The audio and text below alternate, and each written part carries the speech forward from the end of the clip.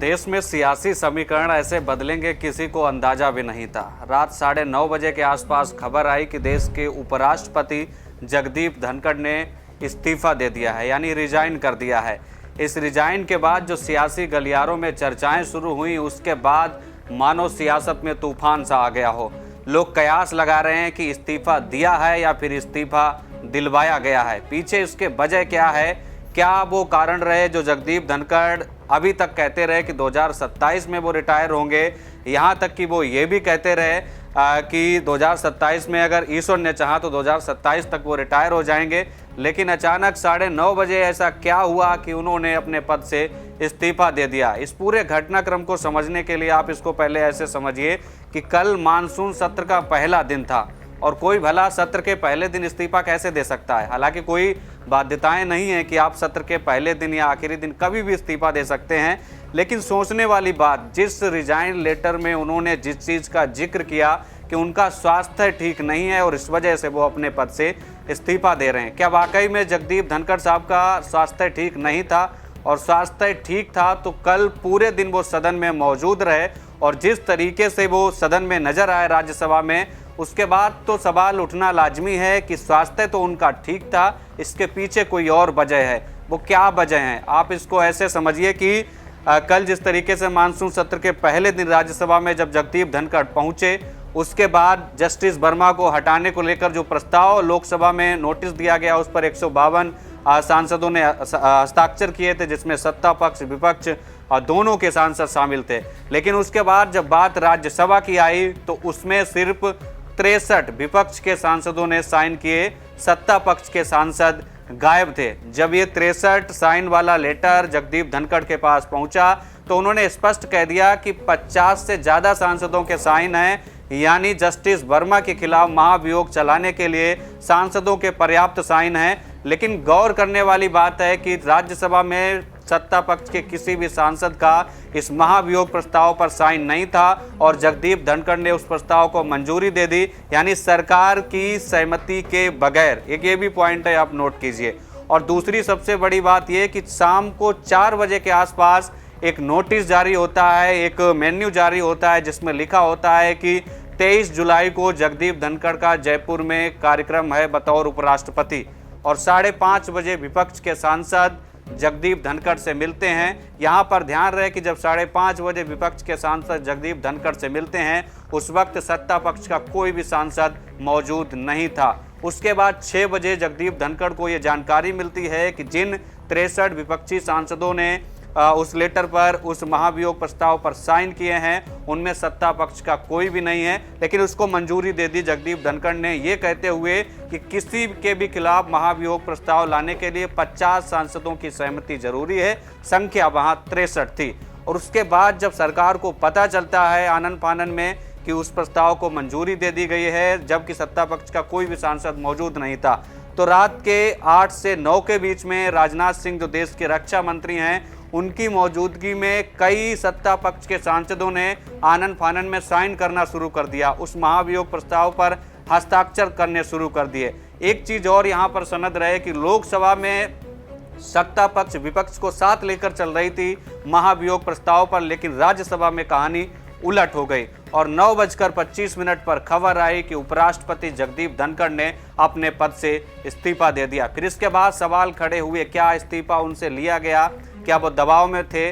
और क्या दबाव में थे तो किसके पीछे समीकरण क्या हैं? तो तमाम जो राजनीतिक गलियारों में जो चर्चाएं हैं, उन्होंने तूल पकड़िया। लेकिन सबसे बड़ी गौर करने वाली बात यह है कि जगदीप धनखड़ लगातार ये कहते रहे थे कि वो 2027 में रिटायर करेंगे, ईश्वर ने चाहा। 10 जुलाई को भी उन्होंने एक भाषण में इस चीज़ का जिक्र किया था, जो आजकल लगभग खूब तेजी से वायरल हो रहा है। लेकिन अचानक उनकी तबीयत क्यों खराब हो गई, क्या उनको हो गया, जो बात रिजाइन तक आ गई? हालांकि ऐसा भी नहीं है वो बीमार ना रहे हैं। इससे पहले उत्तराखंड के दौरे पर उनकी तबीयत जो है जून महीने में करीब 25 जून के आसपास खराब हो गई थी। इससे पहले 9 मार्च को उनकी तबीयत खराब हुई तो उनको एम्स में एडमिट करवाया गया था। लेकिन कल तो वो बिल्कुल स्वस्थ थे और उन्होंने अचानक इस्तीफा दे दिया।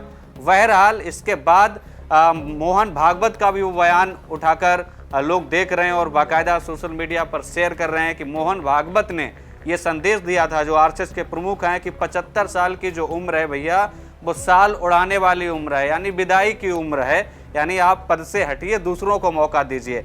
तो क्या जगदीप धनखड़ जो भी 75 में 1 वर्ष कम था और 2 साल बाद वो रिटायर हो रहे थे, 1 साल पहले अचानक क्या हुआ कि उन्होंने अचानक इस्तीफा दे दिया? और क्या यह संदेश बाकी नेताओं के लिए भी है भारतीय जनता पार्टी के, चाहे प्रधानमंत्री मोदी हो जो 75 के करीब पहुंच चुके हैं, और भी दूसरे नेता हों?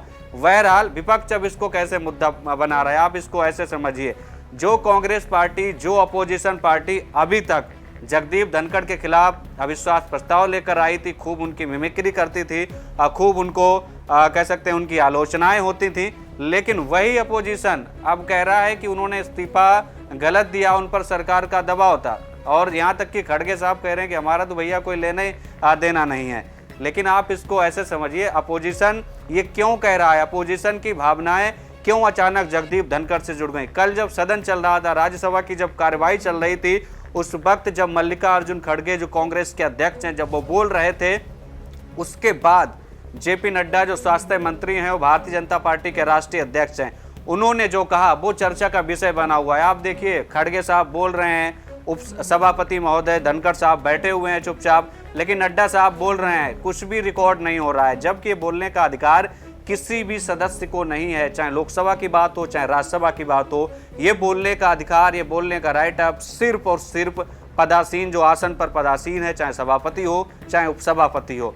इस बात को भी देखा जा रहा है कि नड्डा साहब ने ऐसी बात कही, हो सकता है इससे वो आहत हो गए, लेकिन ये कोई बात नहीं है इससे आहत हो जाएं और धनखड़ साहब इस्तीफा दे दें, क्योंकि इस पर जेपी नड्डा ने भी स्पष्ट कर दिया कि हमारा बयान सिर्फ विपक्षी सांसदों के लिए था। बहरहाल अब लोग कह रहे हैं कि राष्ट्रपति के पास उन्होंने जो पत्र भेजा है, राष्ट्रपति मंजूरी देंगे, उसके बाद उनका इस्तीफा स्वीकार होगा। तो ऐसा कतई नहीं है, क्योंकि भारतीय संविधान के अनुच्छेद 69A में साफ तौर पर लिखा है कि उपराष्ट्रपति जब भी राष्ट्रपति के नाम त्याग पत्र देता है, उसी समय उनका इस्तीफा स्वीकार हो जाता है, यानी कोई मंजूरी की आवश्यकता नहीं होती, यानी राष्ट्रपति की मंजूरी की आवश्यकता इसमें नहीं होती। 69 आर्टिकल में साफ लिखा हुआ है कि जैसे ही वो त्याग पत्र देंगे, वैसे उनका त्याग पत्र मंजूर हो जाएगा। इसके बाद एक और सवाल उठ रहा है कि उपराष्ट्रपति होगा कौन, अगला उपराष्ट्रपति कौन होगा? क्या 2 महीने में चुनाव कराए जाएंगे, 5 महीने में चुनाव कराए जाएंगे, 6 महीने में चुनाव होंगे? यहाँ पर एक चीज और स्पष्ट है, राष्ट्रपति के मामले में भारतीय संविधान में यह प्रावधान है कि आप 6 महीने के अंदर चुनाव कराना आवश्यक है, लेकिन उपराष्ट्रपति के मामले में ऐसा बिल्कुल भी नहीं है। हाँ, ये जरूर लिखा है भारतीय संविधान में कि जल्द से जल्द चुनाव कराया जाए, लेकिन ये नहीं लिखा है कि 2 महीने या 6 महीने में उपराष्ट्रपति का चुनाव कराया जाए। यानी सरकार पर कोई प्रेशर नहीं है कि वो उपराष्ट्रपति का चुनाव कराए या ना कराए। अब बात आई राज्यसभा की कि राज्यसभा में सभापति कौन होगा, राज्यसभा की कार्रवाई कैसे चलेगी, क्योंकि हिंदुस्तान के जो उपराष्ट्रपति होते हैं वो राज्यसभा के सभापति भी होते हैं। यहाँ पर भी एक चीज़ स्पष्ट है कि राज्यसभा में जो उपसभापति होते हैं वो सभापति की गैर मौजूदगी में सभापति का पूरा काम देखते हैं, और इस समय जो डिप्टी स्पीकर कहिए या उपसभापति कहिए जो राज्यसभा के हैं हरिवंश नारायण सिंह, जो जेडीयू के सांसद हैं, वो उनकी गैर मौजूदगी में सदन की कार्यवाही को आगे चलाएंगे। इसके बाद जो सबसे बड़ा और आखिरी सवाल उठ रहा है कि देश का अगला उपराष्ट्रपति कौन होगा, किसके नाम पर सहमति बनेगी, किसको एनडीए सरकार उपराष्ट्रपति बनाएगी? नाम चर्चा में चल रहे हैं जम्मू कश्मीर के उपराज्यपाल मनोज सिन्हा, नाम चल रहा है राजनाथ सिंह का, नाम चल रहा है हरिवंश नारायण सिंह का, और नाम कुछ बिहार की सियासत से भी जोड़े जा रहे हैं, जहां पर नवंबर या दिसंबर में विधानसभा का चुनाव होना है। बहरहाल इन सबके पीछे जो सबसे बड़ी दिलचस्प और ट्विस्ट कहानी है वो ये कि उपराष्ट्रपति जगदीप धनखड़ ने अचानक 9:30 बजे इस्तीफा क्यों दे दिया?